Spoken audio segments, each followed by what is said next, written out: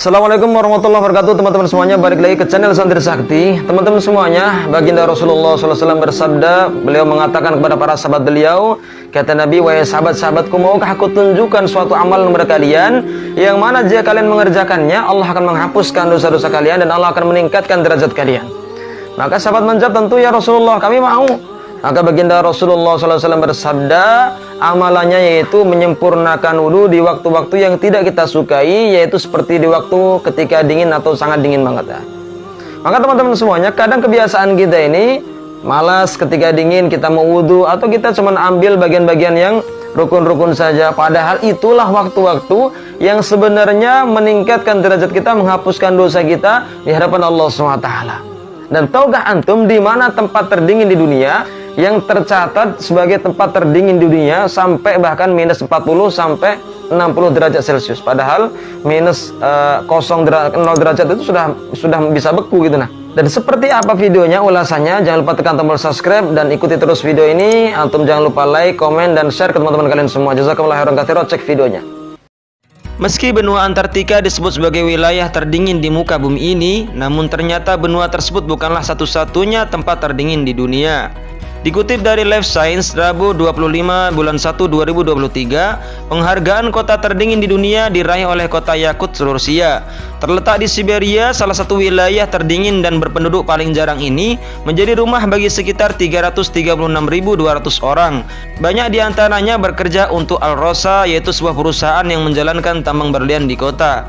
Suhu kota terdingin di dunia, Yakutsk, dapat mencapai minus 60 derajat Celcius. Namun menariknya, penduduk kota ini bersikeras mereka telah mengalami hari-hari yang jauh lebih dingin daripada itu. Untuk mendapatkan air minum, mereka mengumpulkan balok es dari sungai kemudian mencairkan es batu tersebut. Bahkan daging atau ikan simpanan mereka menjadi beku layaknya batu. Untuk bertahan di tempat ini, antum harus memakai kain jaket yang tebal dan berlapis. Tak lupa juga sarung tangan tebal, juga sepatu lapis kulit. Beberapa pengunjung dari negara lain bahkan melakukan eksperimen gila. Di antaranya membuat sendok garpu melayang di atas udara karena beku. Termasuk juga membuat telur langsung membeku setelah beberapa saat dipecahkan dari cangkangnya. Yang paling berbahaya, di tempat ini antum tidak boleh memakai kacamata logam karena bisa menempel di kulit. Dan kacamata logam itu akan merobek kulit saat ditarik, seperti percobaan daging yang ditempel di tiang listrik tersebut. Orang-orang di tempat ini mampu bertahan karena sudah terbiasa dan tahu caranya bertahan hidup di cuaca ekstrim. Teruntuk antum yang gampang flu saat musim penghujan, sebaiknya jangan coba-coba kesini ya. Keutamaan menyempurnakan wudhu di waktu dingin tertera dalam sebuah hadis sahih riwayat Muslim, yang bunyinya yaitu baginda Rasulullah SAW telah bersabda kepada para sahabat beliau. Beliau bersabda, maukah kalian aku tunjukkan kepada kalian suatu amal yang dapat menghapus dosa dan meninggikan derajat? Maka para sahabat menjawab, tentu wahai Rasulullah. Maka baginda Rasulullah SAW bersabda, isbagul wudhu alal makarih, yaitu menyempurnakan wudhu dalam kondisi sulit. Yang dimaksud dengan menyempurnakan wudhu dalam kondisi sulit adalah menyempurnakan wudhu ketika cuaca musim dingin, karena dalam kondisi tersebut air akan terasa sangat dingin ketika digunakan untuk berwudhu. Menyempurnakan di sini maksudnya meratakan air ke setiap anggota tubuh yang wajib terkena air ketika berwudhu. Oleh karena itu, dalam kondisi tersebut akan terdapat kesulitan dalam jiwa manusia.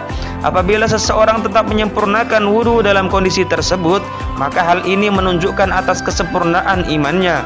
Oleh karena itu, Allah pun membalasnya dengan mengangkat derajat seorang hamba dan menghapus kesalahan-kesalahan lainnya, tertera dalam kitab Syarah Riyadhus Shalihin. Lalu, bagaimana hukumnya jika mengganti wudhu dengan tayamum ketika cuaca sangat dingin? Salah satu diperbolehkannya mengganti wudhu dengan tayamum adalah cuaca dingin yang begitu ekstrim atau air yang begitu dingin. Akan tetapi kebolehan ini harus diperhatikan.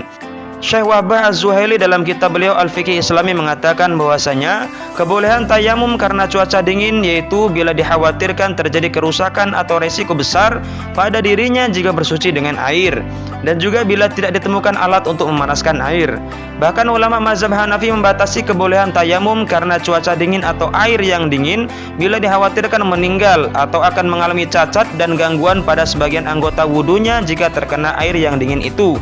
Begitu juga ulama mazhab Maliki membolehkan tayamum karena cuaca dingin dengan ketentuan yang sama seperti ulama mazhab Hanafi. Sedangkan ulama mazhab Syafi'i dan Hambali membolehkan tayamum karena cuaca dingin jika tidak ditemukan penghangat air pada waktu itu. Akan tetapi mereka mewajibkan untuk mengganti sholatnya setelah kondisi telah berubah. Artinya jika telah berada dalam suhu normal maka sholat yang dikerjakan harus diganti. Sedangkan ulama mazhab Hanafi dan Maliki tidak. Demikianlah ketentuan kebolehan tayamum karena cuaca dingin yang perlu diperhatikan. Wallahu a'lam bishawab.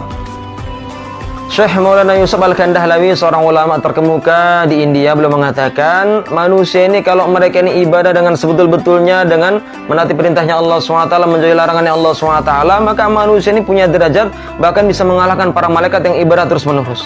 Nah, kenapa bisa seperti itu? Karena manusia beribadah, kata beliau, manusia ibadah dengan mujahadah, dengan susah payah. Kalau malaikat dia ibadah, mereka ibadah, sholat, rukuk terus sampai kiamat pun mereka nggak akan merasa capek, tidak akan ada punya hawa nafsunya, nggak harus makan, minum dan sebagainya. Manusia ibadah di nomor itu sholat tahajud, maka dia perlu mujahadah, wudu dulu dingin-dingin, kemudian dia harus meninggalkan selimutnya yang enak, untuk harusnya bisa selimutan dia tinggalkan selimutnya, tinggalkan daripada istrinya, kemudian dia wudu dingin-dingin, sholat tahajud 5 menit. Maka kata para alim ulama, sholatnya manusia 5 menit bisa mengalahkan ibadahnya malaikat yang ratusan tahun namanya. Karena ibadahnya manusia dengan susah payah, malaikat tanpa susah payah. Maka teman-teman semuanya, justru seharusnya ketika kita ini ada ujian-ujian, ketika wudu dingin, tahajud dingin, ngantuk dan sebagainya, itu adalah sebagai apa istilahnya, sarana kita untuk meningkatkan derajat kita di hadapan Allah SWT dan menghapuskan dosa yang banyak yang telah kita berbuat sebelumnya. Semoga video ini bermanfaat. Jazakumullah khairan katsiran. Assalamualaikum warahmatullahi wabarakatuh.